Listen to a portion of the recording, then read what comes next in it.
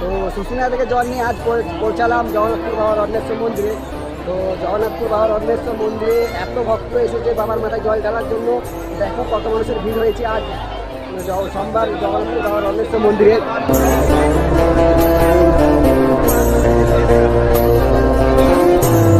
আজ অনেক ভক্তর আগমন হয়েছে বাবার মাথায় জল ঢালার জন্য। শ্রাবণ মাসের শেষ সোমবার, আসতে বছর আবার হবে। शंकरा तेरी क्या ही बात है।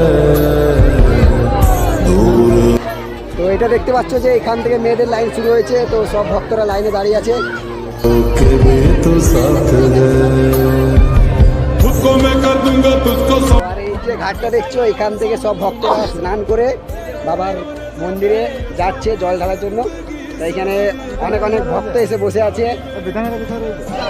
তো তোমাদেরকে ঘাটটা দেখাচ্ছি, দেখো যে ঘাটটা तेरे संग लगी ओ मेरे शंकरा। দেখছো এটা হচ্ছে মেয়েদের লাইন, আর ছেলেদের লাইন ওদিকে আলাদা করে করা হয়েছে। তো এইখান থেকে মেয়েরা সব লাইন দিয়ে আছে। তো ওই সামনে যে দেখছো এখানটা হচ্ছে বাবার রত্নেশ্বর মন্দিরের গেট।